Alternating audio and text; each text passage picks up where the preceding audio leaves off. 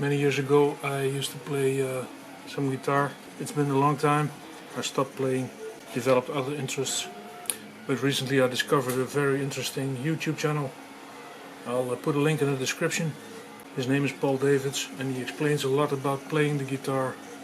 And that kind of reignited my interest in playing the guitar. So in this clip that I'm linking, he plays a specific song. And for that he uses a capo, or Capodastre. And I've been thinking for a while now to print my own. And I finally got around to it. So here you see my first version. Operates quite nicely. I used the design, which I'll link in the description below as well. But that design uses a small spring of a clothespin, which I thought was not very strong. So I decided to use this little clamp. These you can buy for, I don't know, for very cheap. The spring in here is actually quite strong. So that's the one I used in here.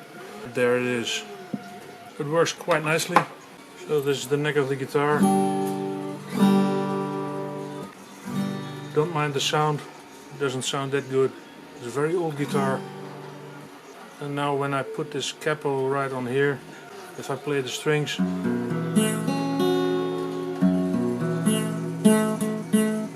you hear this third string not being pressed down correctly. So if I apply a bit of pressure, it's okay. If I let go, it sounds like this. 4th fret, same story.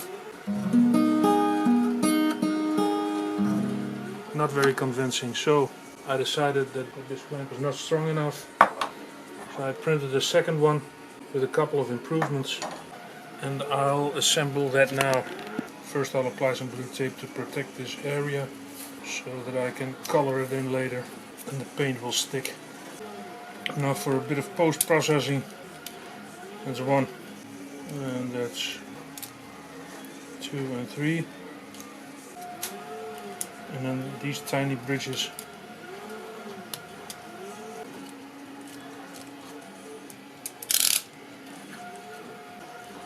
Second part. And again these tiny bridges.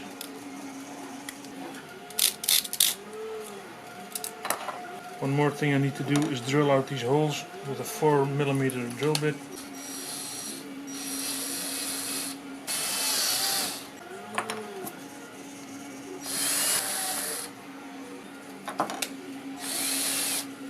Test fit. This is the correct way around. It's a bit tight. So that moves nice and loose. Not much play in this direction. Now to protect that delicate instrument I just showed, I'm going to apply some felt. I need strips of 16 mm wide, which is basically this width. And from here as parallel as I can. I'm trying to cut at an angle to give the felt some chamfering with a decent amount of force. Okay, now count for the length. It's not very pretty, but it'll work.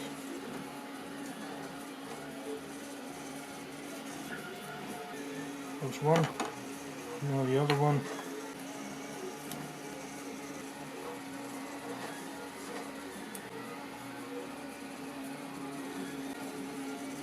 Okay, and a short one there. Don't want to scratch up my almost 40-year-old guitar. Now we need the spring out of here.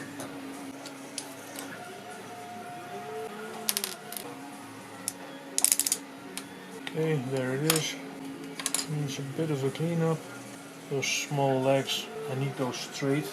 I'm going to take the smallest pliers I have and then just bend them straight. It's already a bit straighter now for the other one.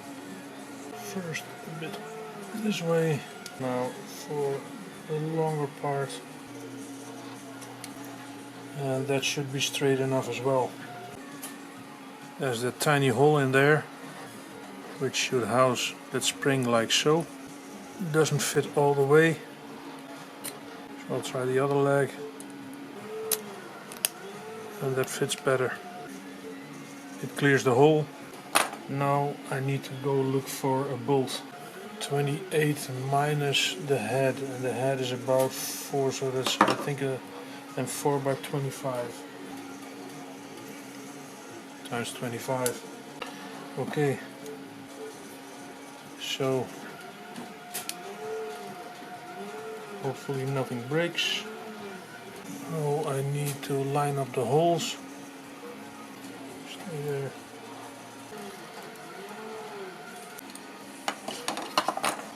There's my multi-purpose grease and my applicator. That should be quite enough.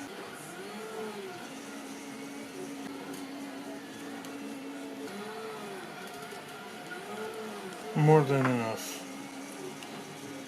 Okay, again.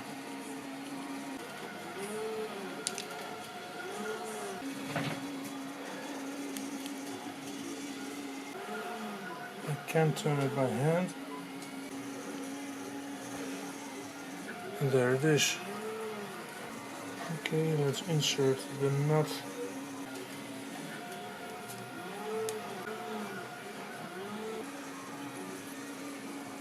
And there's the bolt. Okay, it's in there. And it's quite a bit tighter than the first one. Also, if you were to compare the curvature of the first one with the second one, you'd find that this has a radius of I think about 80 or 90 mm. This one has a bigger radius, because I found out that the guitar that I just showed has a neck that's quite flat. So let's try it out. Oh.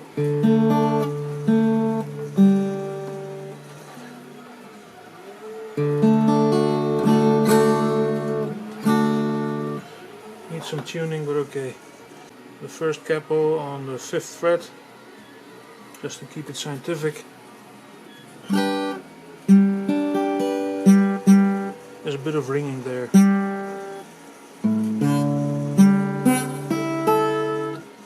So, not that good. Now the new one on the 5th fret. So,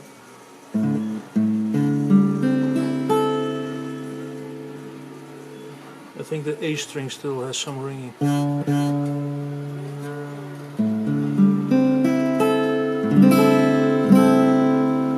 Yeah.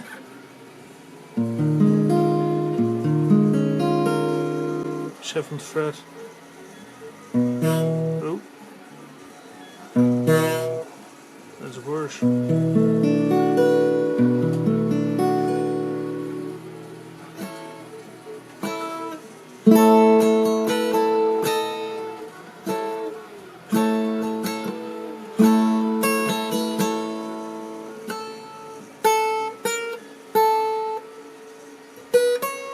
I still need to learn that riff, but it already sounds okay to me, to my ears.